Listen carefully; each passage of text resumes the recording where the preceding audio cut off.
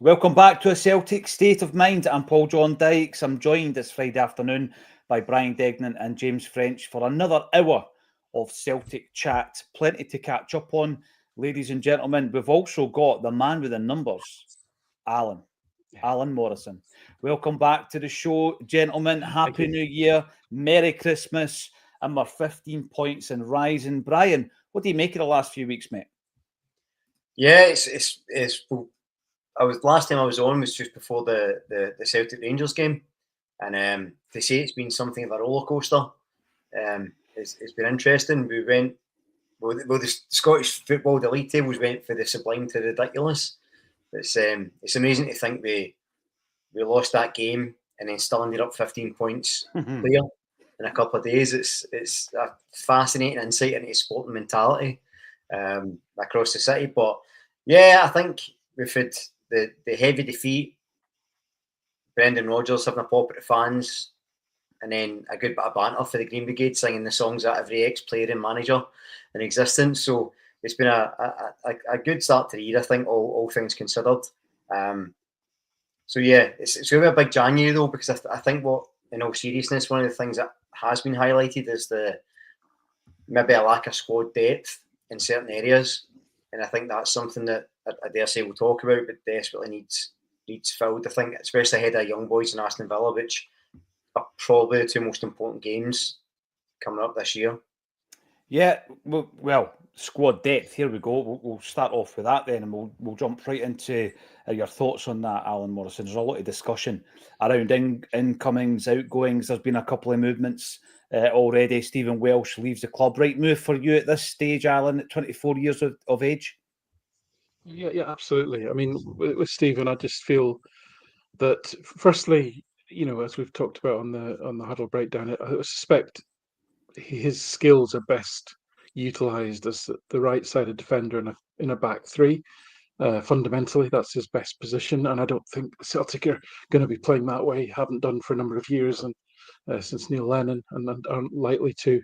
I just think he's a wee bit short of what Celtic need as well, in terms of similar to Liam Scales in a way, in that just that little bit of lack of pace, that little bit of lack of aerial dominance means that he's just that wee bit short. But what I think about Stephen Welsh in the broader sense is that from taking off my Celtic hat, putting on my sort of Scotland hat, is that Scotland have got an absolute dearth of decent centre halves, and I think Stephen Welsh could arguably, and maybe people will no doubt disagree with this, I'm sure, but he arguably could be the best centre half that Scotland have available to them, and that's kind of damning with faint praise, if I'm honest. But of course, he needs to be playing to show that. So I think it's a good move for him. I think he's going to a good club that actually play with three at the back. So there's every chance he actually might get to play in a coherent system that fits his skills. So yeah, really, really pleased with that one. As far as the Celtic squad's concerned, I think there's obvious areas of need to address. We need to decide what we're going to do with Kasper Schmeichel, because he's only here till the end of the season, right? So that's one thing that needs to be sorted one way or another. The left back situation has become a drama, and it could become a crisis, frankly, if we don't kind of get on top of it, because of Greg Taylor's contract situation. What are we going to do with young Valle, who's really actually performing better than Taylor, if you want to get into all that, as I've written about on the huddle breakdown. And then the ghost of Kieran Tierney lingering in the background. So that's all a bit of a drama. It needs to be sorted out one way or the other for everybody's benefit, not least Greg Taylor's. And then the other areas are clear to me, is that we still don't have the right balance in midfield. I think Engels is emerging into the player that we all hoped he would be, but not quite the style of player that we perhaps expected. And we can get into that if you want, but I think there's still a balance issue in that centre midfield area. And then finally, in the forward areas, what the game in midweek showed in excruciating clarity was just the chasm. When you fall off from Nicholas Kuhn to Yang, it's an absolute chasm of quality, and we just don't have that that backup in those areas. And then the striker area is a TBC, given A, the uncertainty over Kyogo's future, and B, the continuing struggles of Adamida really to kind of cement a place in the team and to show the form that he deserves to be in the team, frankly. So that's a lot actually for a team that's quite performing at a very consistent level. But I'm looking at this not from a how do we beat Dundee perspective, because as we know, beating Dundee's not easy. But I'm looking at it from a how do we beat Young Boys, how do we beat Zagreb, how do we beat Leipzig, etc. That's the perspective that I'm looking at it from. Yeah, without a doubt. And then if you do make that progress, Alan, how do you compete in the next stage of the Champions League? We've already seen what a team like Borussia Dortmund can do to you if you go in ill-prepared or with the wrong game plan. Loads to discuss from Alan's points there, and we will return to the likes of Greg Taylor, Arne Engels, Kyogo Furuhashi. But seeing as you're on, James, let's have a wee chat about Liam Scales. Your man has lost his place in the team. Obviously, he came back in at halftime in the League Cup final, played his part, obviously, played a big part.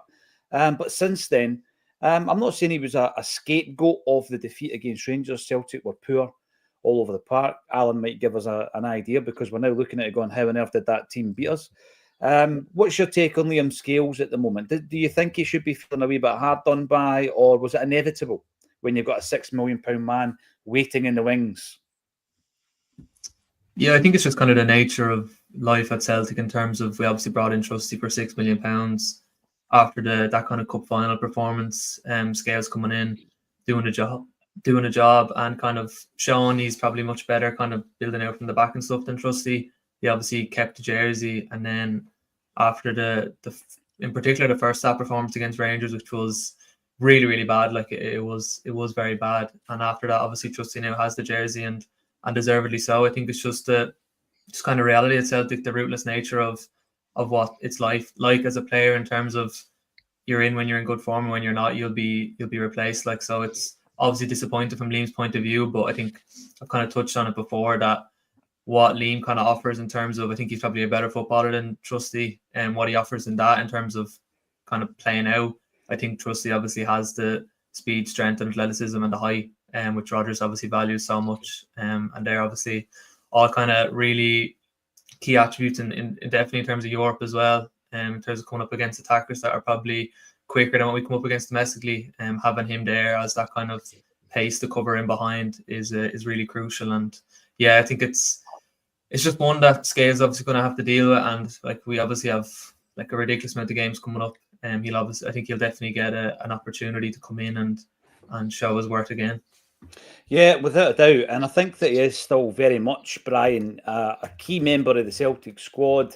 You look at the fact that Stephen Welsh is gone, and then you start to evaluate where we are in the central defensive area and whether or not it's still an area of the park that we need to strengthen. So when you look at the Celtic squad, obviously you've got your first two picks as it has settled, Austin Trusty and Cameron Carter-Vickers. And then you've got Liam Scales, and that's it. Because beyond that, you've got a returning Dane Murray. I know that you set up his fan club a number of years ago, Brian. And you've got Mike Nawrocki. Gustav Lagerberg, of course, is playing for 20 Enschede. I think he was he Proper's replacement, I believe. Is that right? So where are we in terms of the centre-halves then? Because we have gone... I mean, listen, I think it was the right move for Stephen. I agree with Alan Morrison. I think he will eventually be a Scotland cap, full international. But it was time for him to go. But what it does now do is it leaves you with a scenario where actually, when you're looking at that squad, if we were playing even tomorrow, I mean, if we were going in to play Young Boys, would you be happy with any of the defenders I've just mentioned, or would you only be happy with Scales, Trusty and Carter-Vickers? Where do we go from here in that area of the park for you, Brian? Well, I think we certainly have to recruit. I think I've been harping on Dane Murray for a while. I think he's got a lot of potential, but at the moment it's just potential. We don't know. I think he probably fits the physical profile of players we're looking at. James mentioned it there. Look at Trusty. I've been a big fan of Trusty since he comes in. I don't think he's actually, and Al maybe can tell me different, but I don't think he's a huge leap better than Scales defensively. But I think he's faster. He's probably stronger. He's taller. So those physical qualities. So I think we need to recruit. Wherever we recruit, we need that. But I think specifically at centre half. So I think we need at least one to cover for Carter Vickers, because you do want that balance with the left footer and the right footer. And again, I think that's going to be the case across the back four, actually, because I think, you could say for Ralston, for Taylor, for Scales, for a lot of the guys in the team just now, they're decent players and they can do a job, but you need guys like Engels, who's got that sort of height, strength, athleticism. That's how we're going to proceed. So I'm almost more interested in the type of player profile we buy in, as opposed to the specifics of the positions, because we kind of, Al summed it up really well. We need a winger, we probably need a striker, depending on what happens with Kyogo, and it'd be good to see how Kenny gets on, to be fair. Certainly need left back sorted. I'm a big fan of Aye, actually. I really like him, but I imagine he's going back to Barcelona, so you get to the end of the season with needing 2 left backs potentially, which isn't good. So I think we definitely need another centre half in this window. Although I do want to see Dane Murray getting chances, but again, as much as he's got lots of potential, it is just potential. We really need to recruit, strong, fast, good in the air. And it's like a weird dynamic to be a centre half at Celtic, because you kind of have to be able to defend really deep. You look at the Atalanta game, that's where I think Trusty showed up best, because his back was against the wall and he was just heading and everything and winning tackles and fighting that. But you also then have to be able to play out, have the pace to counter, race back when you're getting countered upon. So you're kind of looking for a defender that can do it all. And within our market, that's very difficult for us to get. So recruitment's going to be key. It will be key. I was looking at the situation there, Alan. It would be interesting to hear your thoughts before we move on to the left back saga, and I'll be really keen to hear your thoughts on that one. Whereby Stephen Welsh goes out on loan, Dane Murray's recalled from loan, Scottish player out, Scottish player in. But beyond that, you're left with a player in Mike Nawrocki who's played 9 minutes of football this season. If you have a similar scenario that we're currently facing on the right wing at centre half, you're calling on a player like him. Oh, he is in the Champions League squad, isn't he? You're calling on a player like him potentially to face Young Boys or Aston Villa, and that worries me a wee bit. There's nothing we can do in the January transfer to avoid that scenario. But moving forward, is a centre half a priority for you, Alan? Another one? Well, yeah, three is not enough. I mean, we've relied on 3 players this season, and what James says was absolutely spot on in terms of segmenting the different attributes between Scales and Trusty. Absolutely spot on. But so you're making trade-offs, right? So with Scales, actually, in terms of pure, if you take away all the ball progression stuff, all the on-ball stuff, which I know is actually the vast majority of things that centre halves do. The Celtic centre halves get upwards of 100 passes a game. They might get sort of somewhere between 10 and 15 sort of challenges a game. So passing is hugely important. But if you just remove all of that and just concentrate on defensive actions, Trusty's pretty much performing at the same level as Carter Vickers on defensive activities, and Scales is quite a jump down, in all honesty. But where Scales adds value, as I say, is ball progression, albeit we know sometimes it's a little slow and it's a little imprecise in the sense of he tends to pass to people under pressure, or he tends to pass it slightly behind players and all that sort of thing. So Trusty's not a great progressor of the ball, and nothing in his previous stats would suggest he was ever going to be. What I feel is an acceptable trade-off is that, like in the game against Dundee United in the midweek there, where Trusty was effective was in at least passing the ball through that first press. So whereas Scales could progress the ball and sometimes with very long passes and break both the midfield line and the attacking line, I don't think Trusty's got that in his makeup too often. But to me, as long as he's breaking that initial press, and that's what he wasn't doing in the cup final. He wasn't even breaking that initial press. As long as he's doing that, it's not kind of Ruud Gullit, Franz Beckenbauer stuff. But that's, to me, is an acceptable trade-off for what he gives you in terms of his defensive qualities. But in terms of the cover, you're right. It's a bit thin. Stephen Welsh played a couple of games. He's gone now. Dane Murray, I mean, the kid was thrown in against Midtjylland when he was 18. That was like 3 years ago. He's had an ACL and not played for the team since, so God knows what. I have no idea what sort of player he's matured into and grown into in that time. No idea. If Celtic are 20 points clear in the league, hopefully we might find out. There's no reason why he shouldn't be sort of given a few games on that basis to see what he can do. So I think it probably is. Nawrocki seems to be a player that Rodgers just isn't interested in at all for whatever reason. I suspect it's probably to do with his lack of pace. So long story short, I agree with you. I think it's something that we are looking very vulnerable. I mean, Carter Vickers has shown to be increasingly vulnerable to injury. We suspect he may be carrying a toe problem that could be flare up now and again. So in that case, we're one injury away from a bit of a crisis, like you say. Yeah, and that's the unfortunate thing that we kind of face on the right-hand side. Hopefully we'll get an update on the Kuhn injury today when Brendan Rodgers speaks to the press. James, there was a slight mention of another one of your boys, Johnny Kenny. He's back training with Celtic. He's back at Lennoxtown. He's done what any kid needs to do when they go out on loan, just impress. So he's gone to Shamrock Rovers. Not only has he scored goals, he's done it in Europe, James, and he's caught the attention. Celtic fans commenting on this show constantly. Let's have a look at this kid. He's back in the building. Have you heard anything in Ireland in relation to his future?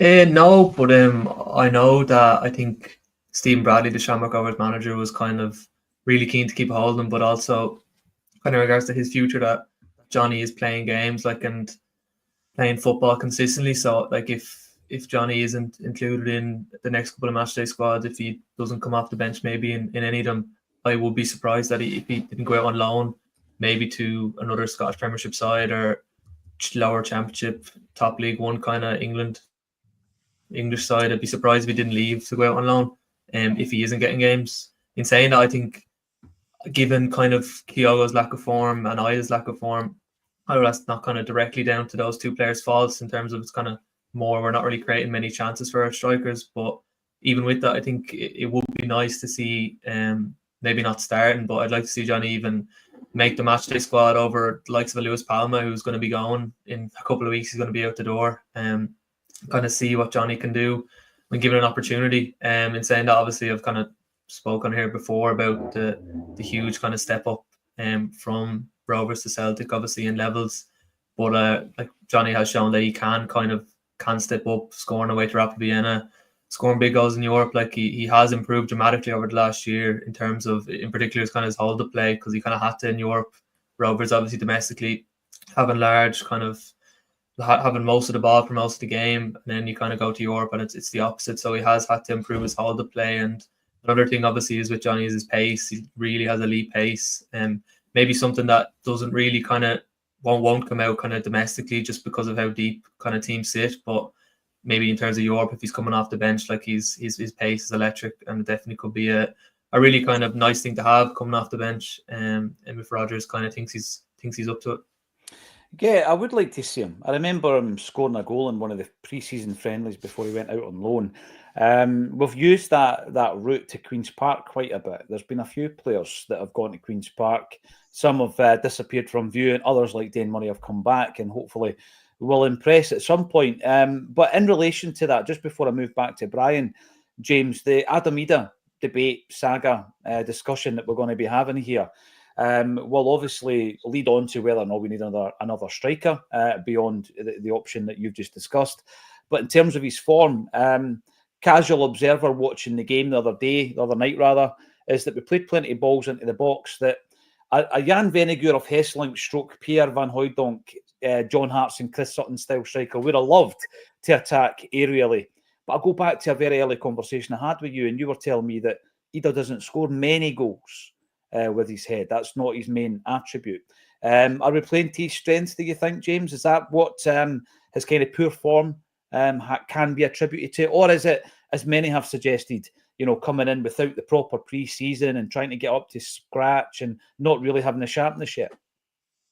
Yeah, I think maybe some of Ida's early goals kind of gave Celtic fans the wrong picture. I know that obviously the header against Motherwell, them kind of instinctive finishes as well, like he's shown when he came in. Like, I think maybe that's not really what you're going to see from Adam all the time in terms of, like, since Adam broke on the scene, in terms of Irish football, himself and Troy Parrott, they were kind of the two star boys when they came on the scene in Irish football, and both of them kind of struggled to kick on, in particular Adam. Like I think Ida's kind of quite an unusual striker in terms of like he's 6'3", but his hold of play can be a bit questionable at times when up against a stronger defender, and he's also not great in the air. So it's kind of a bit of a weirder one.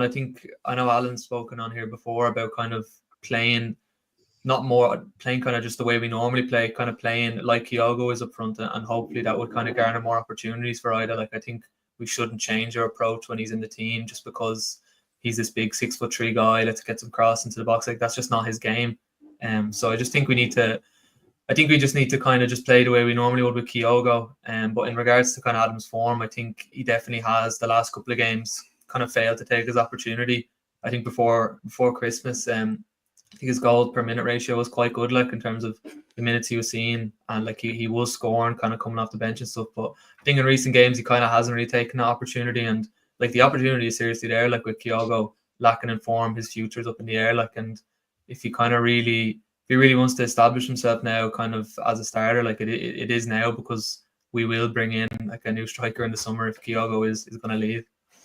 What do you make of the Kyogo rumours, guys? Obviously, we heard the Manchester City rumours earlier on. Then there was the mistaken story on the official MLS website, for which they have apologised. Kyogo hasn't been as prolific. Alan, maybe you can tell us a wee bit more specifics on why that is the case, beyond the kind of obvious ones that we can see week in, week out. But he's not been as prolific under Brendan Rodgers as he was under Ange Postecoglou. Sometimes he cuts an isolated figure. By the way, can I just say, we are picking holes here. We're sitting 15 points ahead in the league. League Cup in the bag. All 3 domestic trophies sitting pretty in the trophy cabinet. And we're looking forward to hopefully a playoff in the Champions League. Things aren't that bad, Brian, What do you make of the Kyogo situation? Obviously, that story ruffled a few feathers. And it was a mistake, and they apologised for it. But do you still think he's got a future at Celtic? I think he's got certainly got a future, but he is. I think is he 30 yet, or is he 29? 29. Certainly, he's late 20s anyway. Mm-hmm. He's not looked quite the player this season, and I don't know if that's because under Ange everything was catered specifically for him. He was so effective. Not been quite the same under Rodgers. I think he wants the different things from him. So he's got a future. He's certainly got a role to play. He's an excellent player. However, I wonder if Rodgers, if the opportunity came, would move him on. I get the impression if there's a chance, because is in his last year his contract next year. I'll just check that. He's actually 30 in 10 days, Brian. So right. you were almost right. But I do recall him signing an improved deal. So he's contracted till May the 31st, 2027. All right, okay, so still got a bit of time left. Also, that should be my tagline. Here's Brian Degnan. He's almost always right. Almost always right. But yeah, I think he's got a future, but I can imagine Celtic might, if an offer comes in, may consider it just based on timelines, based his age, based on form. On Ida or Ida, I'm not sure if I'm pronouncing it right. James can correct me, but I think on the chances that were there, he looked like a player who, had he been in a bit of form, a bit of confidence, would have buried a lot of them. I think he's a guy that needs a run of games to sort of build that up. You saw when he came in on loan, he sort of got a bit of a run, and that's when you started seeing it progressively getting better. So I get the impression that's where he is, and I do agree with James as well. I think his movement's actually pretty good, and I think he's a decent pace for his size. So there's no reason to just kind of lump the ball up and hope that's going to work. His actual link-up, sort of touches outside the box to other players, is quite good as well. So I think if it was me, I would probably give him a run of games for at least 3 or 4 and see how it goes. This time of year is always difficult to gauge form as well, because there's a lot of squad rotation, a lot of games at the one time. So we'll see how it goes. But certainly I don't think Rodgers would have been so keen to get him in if he didn't see big things for him. So I think if Kyogo goes, we get a replacement. I think they'll rotate between the two of them to the end of the season. But I think moving forward, if it's not either, we certainly need another focal point in attack that we maybe not had this season. What do you think of the young boy at Watford? He plays for Ireland, and he's Celtic daft, and his old fella is a mad Tim. He's doing all right. See that goal last night? It wasn't bad. Aye. I wonder what we could have scouted him and tried to get him up. 300 grand they got him for. No bad deal. Bad Not bad deal. deal. Brian, can you remember the anchorman Cologne? Sex Panther. Or 60% of the time he's right all the time. That's what you are. Right. Then he got t-shirts saying that. Absolutely. Alan, what's the data telling us about the Kyogo Ida saga? What is the data telling us here? Because I mean, it's easy to look at average kind of minutes per goal and assist, and we know that Kyogo's was down since Brendan came in. Brendan plays a different style, of course. Does it concern you at all that we don't have a prolific kind of number 9 figure? Okay, so pile on incoming, right? But I did a piece on this, so looked into Kyogo in quite some depth, right? Sorry, James, disagree. So where I think a lot of us have got an issue with Kyogo is that we anchor everything on the season that he scored 34 goals. But if you actually look at his performance data, that was an outlier, and what is normal is the other 3 seasons, right? So the first season he scored 20, then he had the 34 goal season. Then I think the season after he got 19, and this season he's on track to score around 19, 20, right? So that's normal Kyogo. The 34 season was the outlier, right? So that's not the benchmark. So Kyogo's numbers are actually very consistent, and they're not particularly down on this this season, frankly.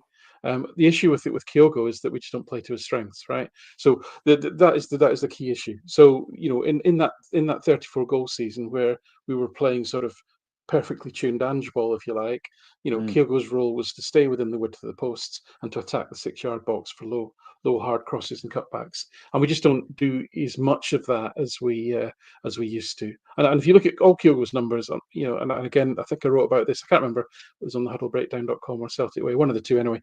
And it's all laid out there. So I'm not worried about his form.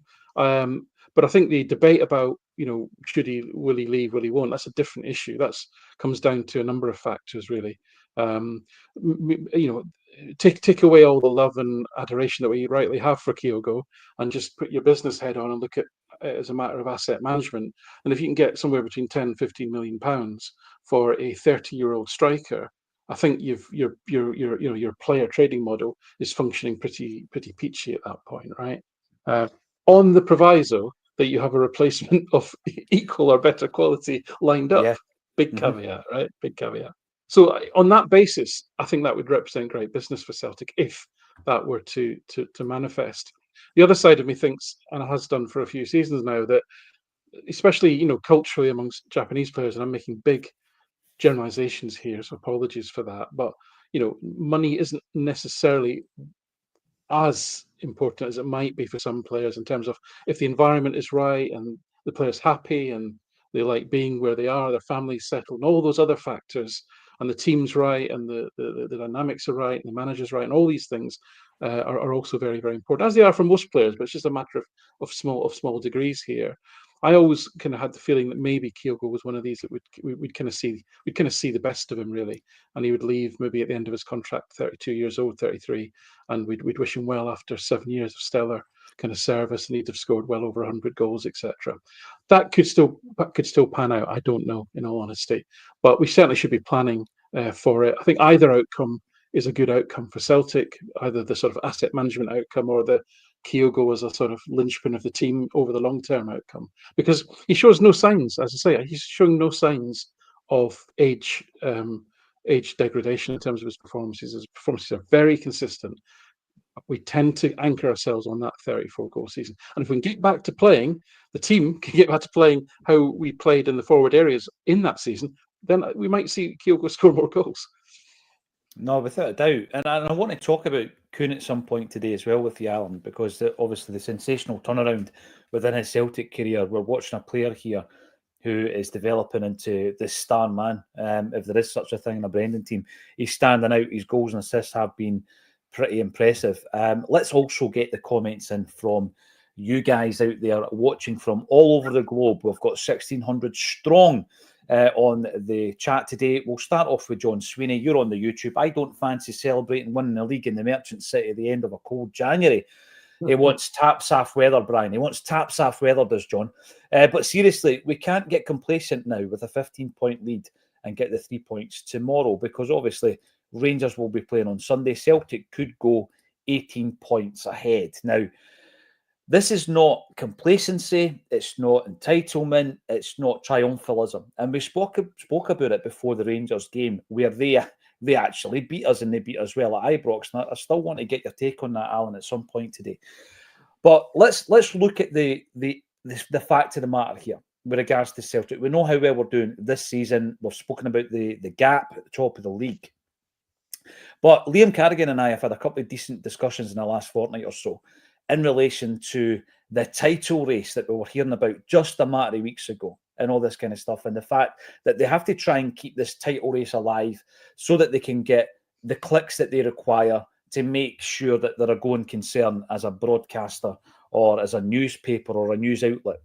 And that's fine. But the facts are, Brian, and I'll start with you because I feel quite strongly about this. Celtic are half of nothing. We're doing our own thing. We've been criticised for spending money by Philippe Clement this week. As I said yesterday, it was our money that we earned because we had a business strategy, a player trading model. We paid tax on every single penny of it. And now we're trying to do something to progress, not just domestically, but in Europe. So we shouldn't be criticised for that. And what I think he and Rangers as a whole have to do is look inwards to see where they are. And they've got to, it's almost like having a problem but not admitting it. They need to realise exactly where they are as a football club. Let's combine everything for a moment, okay?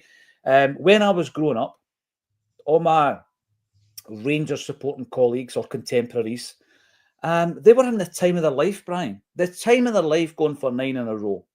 And as I was saying this morning, it felt to them like it was their birthright. This is what Rangers was, because their parents had enjoyed trebles in the 1970s after, obviously, Celtic's 9 in a row. They had won a European trophy in the 1970s. This is where they stood in their mind within Scottish football. Top dogs, right? But during that 9 in a row period, talking about complacency, there was a Celtic who obviously were saved by Fergus McCann, rebuilt by Fergus McCann, came back stronger. It's like Larsson's broken leg in Lyon, Brian. It came back stronger. It was galvanised. It was solid. We stopped the 10. Now, that was 27 years ago. Feel old yet, Brian? You will in a minute. 27 years ago. Right. In the 27 years, they were going for the 10. This was the big thing. There was adverts in the paper. Go and celebrate the 10 at the Loudon, the world's greatest pub. They love saying that they're the greatest at stuff. Anyway, right. So they won 9 in a row. Since then, since they won that 9th trophy, in 27 years, they've won 8 leagues. 8, if you combine the two teams. 8, right? They're going to go 3 decades and not even win the 9, right? And we're on our way to winning that 9, Brian. The only way, and this, listen, Alan, you might have a different take on this, mate. The only way that Celtic will be stopped in Scottish football now, that, you know, it was a blip when Steven Gerrard's team won the league. It was a blip. COVID had a massive part to play in it, and they won it because we were absolutely rotten as well. The only way that they will become the dominant force in Scottish football again, Brian, isn't because Elon Musk and Donald Trump is going to take over the team, because a lot of Rangers fans think that's going to happen, right? They're not going to get millions and millions of an investment because they're toxic as a brand. It's not going to happen, right? The only way they will become the dominant force in Scottish football, in my view, is if Celtic leave the game in terms of a Super League somewhere else. Brian, that's where we are. And the only way that they will be able to move on and progress and develop is by accepting that fact. I think so.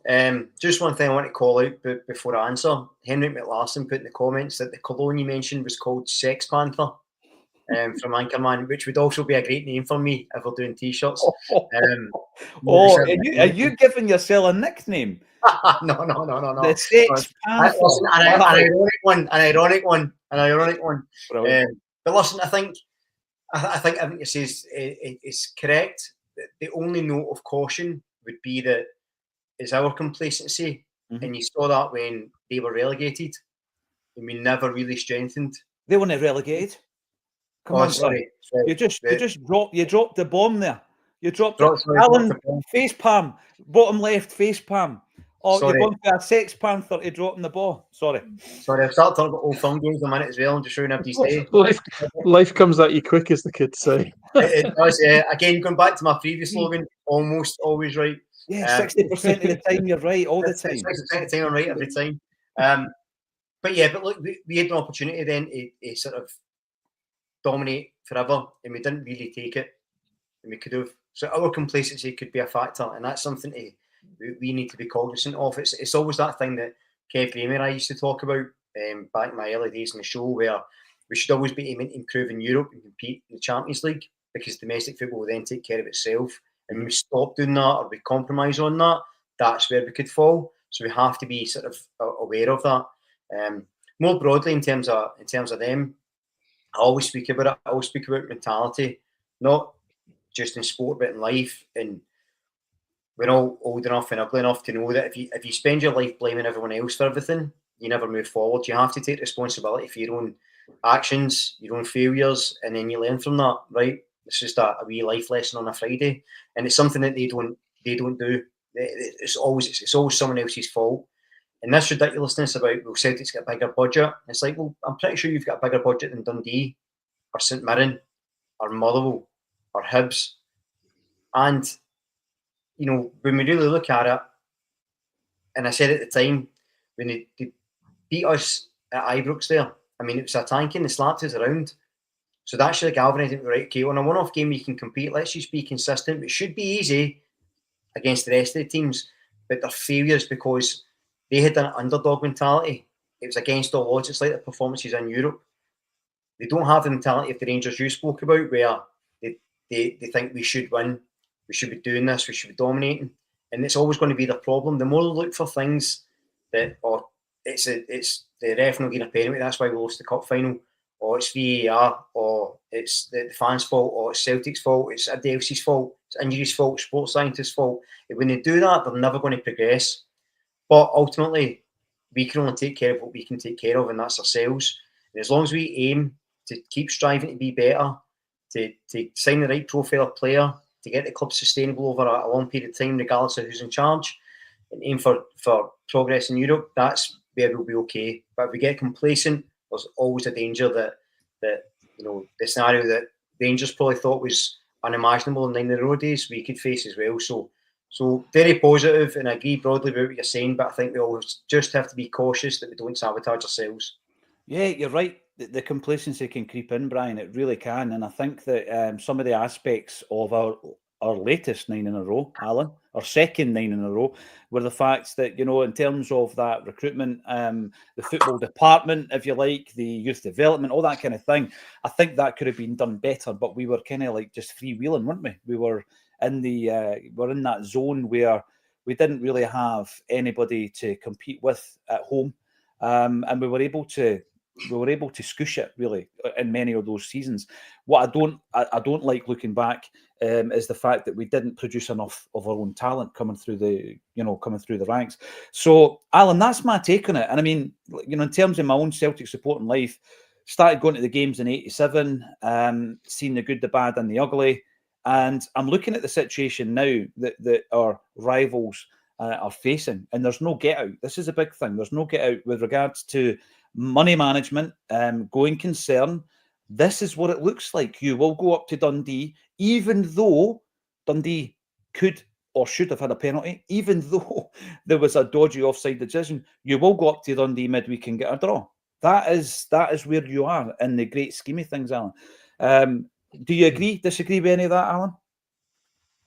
No, and I was kind of sniggering slightly when you both talk about the need for self-realization and self-reflection amongst that support, because that is a stretch. And actually, the hilarity and banter will continue so long as that doesn't happen, which I suspect will be a few more managers after Clement, in all honesty, based on historical precedents. So, you know, listen, when you think back to the dominant 90s as far as they're concerned, and then the sort of the battle between two giants in the 2000s, when O'Neill came in, you know, a lot of the levers that were used there are just simply not available to them anymore.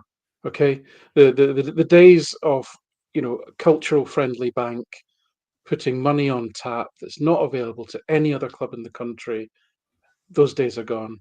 Banks are multinational. You know, their risk management systems and risk management departments are enormous. In fact, they've now got more risk managers than they've got people in branches, right? That's how the nature of banking has fundamentally changed. That lever has gone. And why did they have to do that? They had to do that because Fergus built a stadium that was 10,000 seats larger than theirs, and therefore every single season, they start with around about a £10 million disadvantage to their nearest rivals. £10 million wouldn't buy you the right leg of a substitute on Bournemouth's bench, but in the context of Scottish football, £10 million is massive, and over year after year after year, it's strategically important on a huge scale. So then they turn to the lever of illegal tax schemes. We'd like to think that avenue has now been switched off to them. The death of one club and the painful birth of another, you'd kind of hope that lesson had been learned, and you'd kind of hope that the governance processes had tightened up to such an extent that the like of that cannot be glossed over by the authorities again. So that lever's gone. We've come out the back of a what isn't unprecedented, but unprecedented in terms of our ability to measure it, period of refereeing anomalies. And I'm talking about the Crawford Allen years especially, but to be honest, you could probably have gone back further than that, where statistically there were clear statistically significant patterns of assistance for one club over year. What we're seeing this season is a complete rehaul, in many respects, of refereeing processes. And in fact, what Willie Collum has done is he's given the people what they want. What did the people want? They wanted transparency, they wanted accountability. Well, that's what he's given them. On a Thursday, he's there on YouTube, he's dissecting all the calls with the lad from the BBC, and there's a panel whose conversation about all these decisions, experts, is published and there for all to see. What does that do? It tells the referees that if you give a decision that's wrong, then you're going to be on Willie's YouTube channel on Thursday for the world to see, and nobody wants to be on that show, right, being called out, like Greg Aitken was on the first day of the season for Kyogo, and the manner of it. If you listen to the commentary, is very telling. Because you could have been listening to Chris Boyd in the studio when you heard that audio. So there's a number of levers there that simply are not available to them anymore. And then wrapping around all of that is the far more rigorous UEFA level ordinances on financial sustainability, and that is really a game changer. And it's claimed that Celtic had a role to play in terms of forming those things. And there's no doubt, because we know that UEFA were aware of the shenanigans at Ibrox in the early part of this century. And to be honest with you, that's almost small beer compared to what UEFA has to deal with in some of the former Yugoslavian countries and other areas of the world where the governance of football is a little scary. even more levels of corruption than we see in Scotland. So they're trying to get on top of that. And what that has really done is taken away governance from the culturally amicable, local governing body, the SFA, and put it in the hands of, outsiders in Nyon, in Zurich, or wherever it is they're based. And that presence of outsiders providing oversight into their affairs can give the rest of us some confidence that what happened, over the last 20 odd years or so, hopefully can't happen again. And therefore, all of that points to a kind of level playing field. So then we're back to the inbuilt financial advantage that Celtic have. Thank you, Fergus McCann, year upon year upon year. And in addition, you mentioned the commercial activities. It's not, and you're right, they are a toxic brand. But they're a toxic brand in business terms, because let's be honest with you, football industry is venal, like most others are. And so even the sort of culturally toxic aspects of that club may not deter all sponsors, but what will deter sponsors and others interested in putting money in there is that virtually every commercial partner that they've had dealings with, not just dealings directly with their club, but actually indirectly via the football authorities through league sponsors, has ended up in some sort of court action where that club is virtually always been found to be in breach. Now that is a serious threat to your to your reputational reputational damage from that within the football village of commercial football activity. So their potential to raise their income levels, their revenue earnings are severely hampered. And the idea that that some sort of rich benefactor can come along and simply gift money, well, FSR again has closed that door, so that can't happen either. So they're going to have to grow organically, like Celtic did. Celtic grew organically, as Brendan Rodgers said, from the Fergus McCann revolution, and it's taken Celtic, nearly 30 years to get to where we are today. That's how long organic growth can take. That's how long it takes to build predictable, sustainable performance off the pitch and therefore on the pitch. So all of that is laid out in front of them if they choose to go down that route. Having said all of that, the even more limiting factor, I suppose, or mitigating factor really, is the environment in which we operate in Scotland, which is that, if I'm looking at, for example, as I was this morning, the expected goals difference map of the league, and virtually every club is in a tiny little circle like that all together. It's hardly, you could throw a blanket over them, meaning that if Hearts play Ross County at home or Motherwell play Aberdeen or whatever, the results are completely unpredictable and anyone can beat anyone on their day. And the big two clubs, will generally beat those two sides. So really, despite that huge gap that we've talked about, that gulf really financially, they really do only need to beat all the other teams and then hope to scrape, more points than Celtic in the derby heads to heads. That we're still in that place really. So Celtic cannot be complacent at all in any shape or form, because there's still peril there in terms of the domestic league because of the weakness of the other teams, and especially the inability of the likes of Aberdeen, Hearts, Hibs, who could challenge realistic for second place, to really get their houses in order and to build a sustainable and a competitive club. So can't take it all for granted, but the generational advantages are there for Celtic. It's all in front of them. We're talking generations, Alan. You and I are a wee bit ahead of the curve when it comes to generations. Brian, you're a wee bit younger, and then we've got James. What's it like for you, James, watching from afar, watching the Celtic steamroller in Scotland? And what is the culture like in terms of the support where you're based in Ireland? Because I know that the English Premiership, the box office nature of it, the way that it's been marketed over a period of something like 30 years now, has meant that loads of neutral fans are latching onto clubs in England that, when I was your age, James, weren't massive clubs. Man City, for example, a great example of that. What's it like at the moment in terms of the Celtic support in Ireland? I always tip my hat to the incredible level of commitment of all the Irish fans coming over every single week. Unbelievable planning and travel and finance and all that stuff. The commitment's incredible. But what is it like over there? And are we able to tap into it? I know we went to Sligo earlier on this year. It's something we should actually do more often, in my view, James, just to ensure that we keep that link with our Irish fan base. Yeah, I think obviously I'll probably be in the minority in terms of my kind of age demographic, being a Celtic fan. Like, it's as expected, kind of it's Premier League clubs. Even Leeds United, there's kind of a huge Leeds United supporter base in Ireland as well. I think Celtic probably had an opportunity at the turn of the millennia, like in early 2000s, to kind of really kind of grow their support in Ireland, but kind of they didn't really do it, and the Premier League kind of came in, kind of took to everyone's interest and everyone's kind of their support. Like, they kind of took their interest in terms of the Premier League coming in and just kind of dominating the market in terms of watching. If you put on a match on TV, it's going to be the Premier League. If you look at the Irish media, it's like maybe the one game a year that kind of gets interest is the Celtic Rangers games that kind of Irish people would notice. Maybe the Champions League games, but other than that, like it's mainly kind of Premier League coverage and kind of the odd Celtic game, maybe a high scoring one domestically or a Celtic Rangers game. Like, it's very limited. And I think I was at the Sligo game. Like, it was a great kind of occasion having Celtic come over. Obviously, Celtic brought their own support, but like, there was obviously a lot of Irish fans, a lot of Irish Celtic fans would have travelled up to Sligo to watch Celtic play in Ireland. Like, and it's just kind of one of those things that kind of should be done more. Even I've talked before about the Celtic Wolves game. I think it was maybe 2 years ago.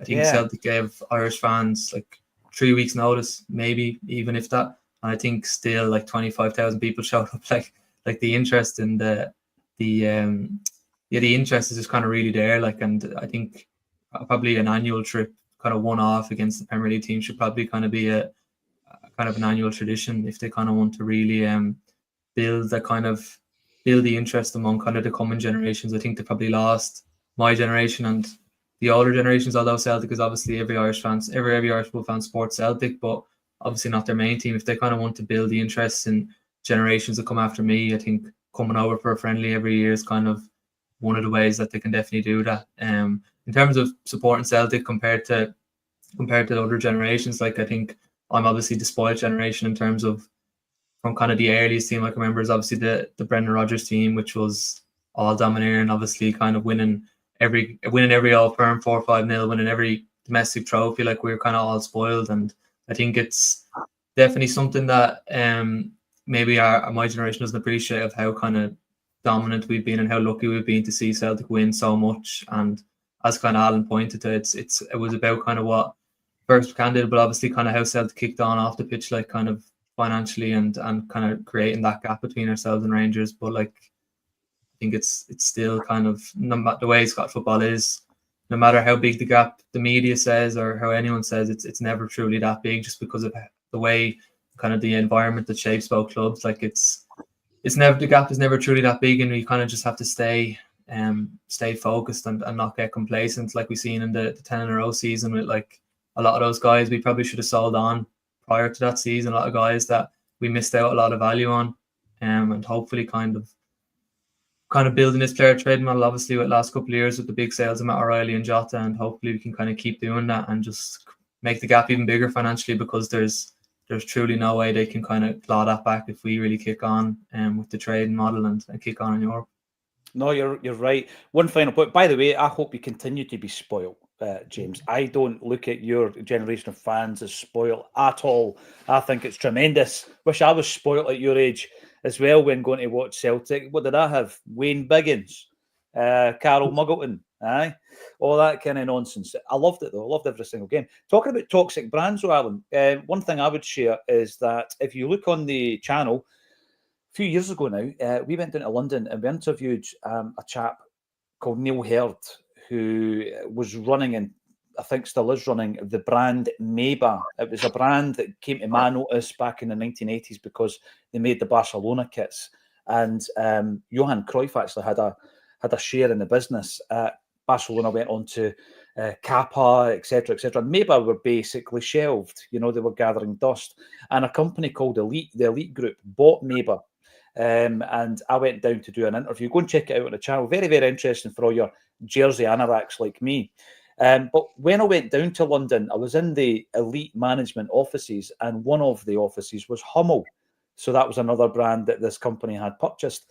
And, you know, it was interesting because I'm walking up the staircase in the old school. I remember when Diego Maradona guested for Ozzy Ardiles in the testimonial game, and he was in that famous Hummel strip, the Spurs strip, and he played at White Hart Lane and all that stuff. So you're walking up the stairwell, and there's that image of Maradona on the wall. Beautiful.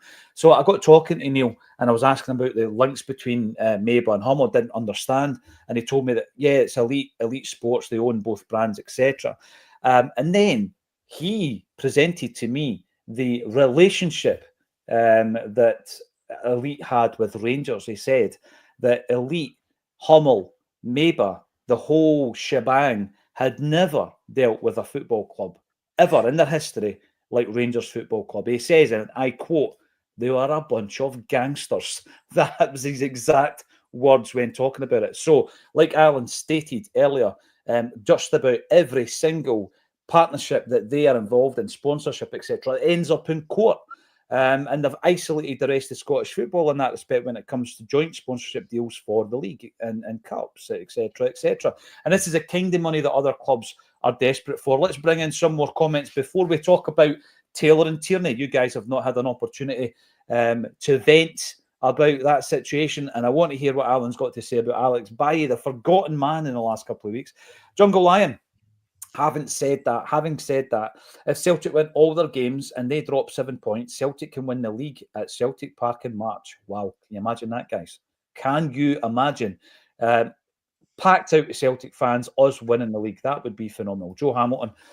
More and more of the Ibrox fans are beginning to believe Brendan conned them with the loss. Now, By the way, I've got to thank you first and foremost, Chantipo1888, for supporting the channel. But you are running with an angle on why we lost that game and the fact that we did it deliberately. You're on the wind up, are you not, mate? Surely you're on the wind up. And finally, we've got Jay Conley, Jay Larkin. Now we have to ensure our squad is at its optimum for the young boys game, except a fair bit of rotation in the next 10 days. I'll come to you first. What have you made of the Taylor-Tierney saga, Brian Degnan? What's your take on that one? I mean, I think taking Tierney first, you would absolutely take him back. You know, you mean you're not going to get the 40, 50 games a season. We know that, or we've got a certainly good idea about it based on previous years, but still an exceptional player that you're going to get back, and you're going to be able to afford his wages because he wouldn't come back otherwise. We wouldn't take him back otherwise. You're getting him back for free potentially. I think it's an absolute no-brainer to have him back. I think that if you get a player of that quality in your squad, you know, we couldn't afford to buy a player of that quality. So I think getting him back is a no-brainer. I think it'd be a good boost for the fans. I think he give his all. And I think, you know, he's one of those players that if he's coming back now, then he's probably going to be here till he ends his career. So I think it's a no-brainer to take him back. In terms of the Greg Taylor situation, you know, I think Taylor's an interesting one because he's one of those players that I think most people, everyone likes his attitude. You know, he really appears to really put everything in. He tries well. I think the inverted fullback roles suited him. I think the best version of Greg Taylor was probably Angie's first season, maybe second season. Mm-hmm. I think that's where he sort of peaked. I think he's been okay this season, but I think almost every transfer window for the past couple of years, we've all said we need another left back. And I think that's indicative of where Greg Taylor is. I think in terms of the squad, I think he's Ralston-esque in terms of he's a good guy to have. He knows how to do a job, but he's not going to take it to that next level. If he wants to go for money that we're not providing him, he's a young guy, you know, with a family, fair play to him. He's been a good servant. He can go with best wishes. Either way, we still need to be looking to improve. If he stays and Tierney comes in, we still have to think, okay, well, is the young guy coming through? Do we need to scout more? What happens if they get injuries? What happens if the spawn gets off? So I don't think our position as a club is going to change an awful lot depending on what happens if Greg Taylor stays or leaves. It'll either be the case we recruit someone else as cover for Tierney or recruit someone better than Greg Taylor. And I think that's where we're at. In terms of IE, I really like him. I liked him for he's come in. I think he suits the way Rodgers plays better. He's more traditional fullback. But by all accounts, he wants to go back to Barcelona when his loan deal comes up, and I think Barcelona want him back. So you're going to need cover anyway. So whether that's Greg Taylor or someone else, it's just going to have to ensure that we get the right player in. I would be interested to see, is it Matty Anderson? It's a left back at the Austrian club. Admiral Wacker. Yeah. It'd be interesting to see if he's got a future, if he can come in and do a job as backup maybe, or if they're looking more broadly. But, you know, with Tisdale coming in and, you know, new recruitment in place, it's going to be really interesting. Sort of, maybe not as much this window because it's probably going to be low-key, January always is, but certainly in the summer and moving forward, how we strategise longer term. And if there's a longer term strategy, which there has to be. Yeah, I mean, you mentioned Bailly earlier, Alan. Just your take on the Bailly situation. It became almost impossible to drop Greg Taylor over the last couple of weeks because of everything else that was happening. Have you been impressed with the youngster from Barcelona? Would you bring in Kieran Tierney and would you pay a backup 25k a week? So first of all, on Bailly is, you know, he's just a little bit short of the magic 900 minutes mark, but nevertheless did a compare of him last week. So I was expecting really to see that there wasn't a lot of difference between sort of Taylor and Bailly. That was kind of my sort of going in position.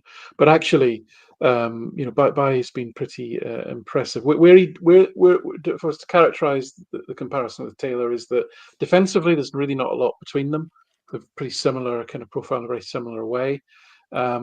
Whereby he has the advantage is in really ball progression, and not even so much passing the ball forward, but actually receiving the ball. So his ability to find good space, especially in wide areas, because obviously Taylor's often inverted, and the ability therefore to link play with the forwards that way that's like a gulf between him and Taylor in that regard.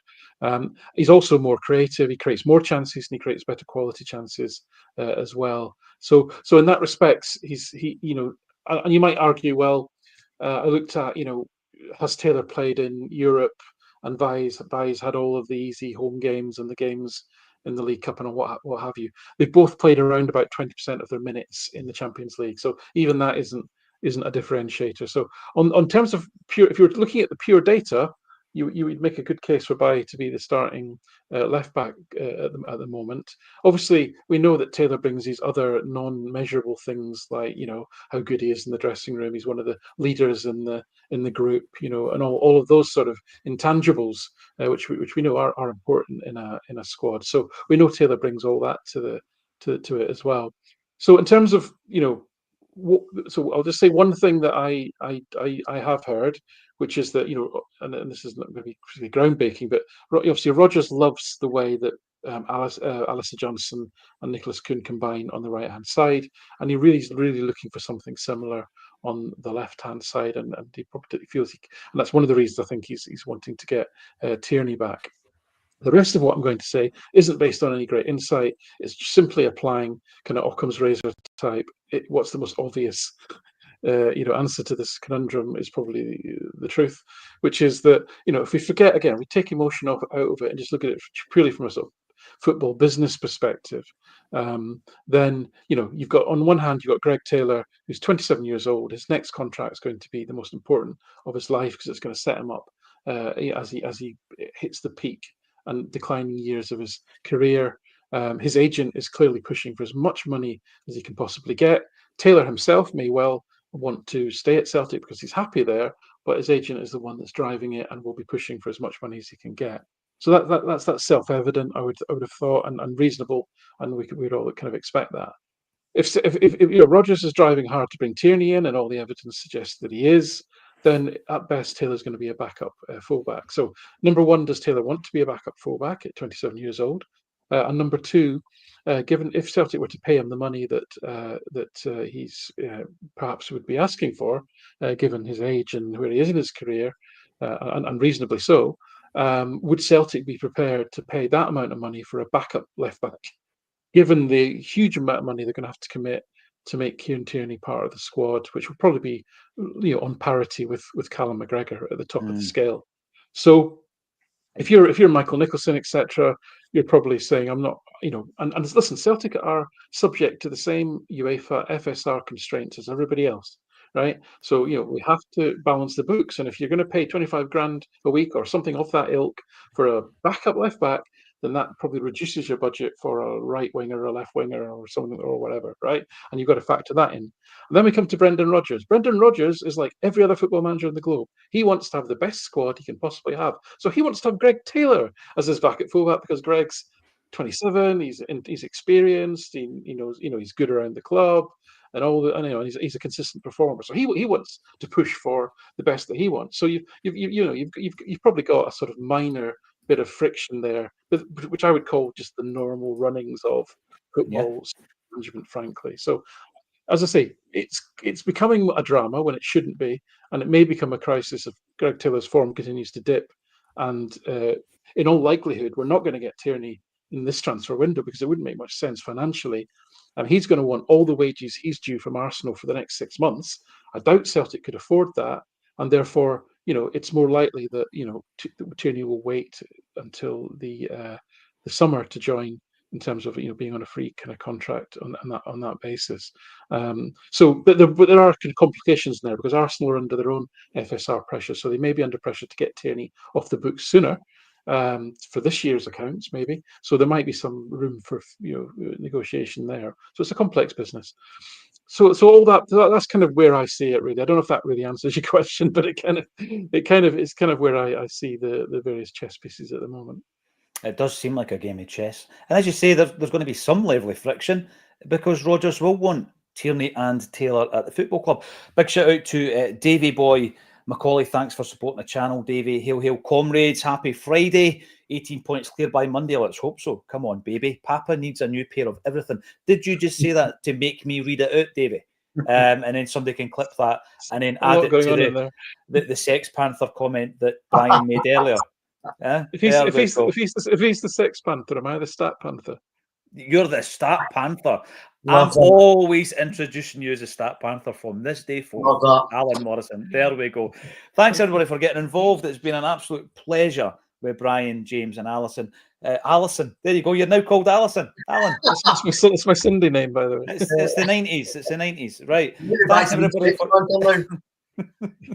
What has happened to this show? Thanks, everybody, for getting involved. And we will be back tomorrow, 30 minutes before kickoff, on A Celtic State of Mind.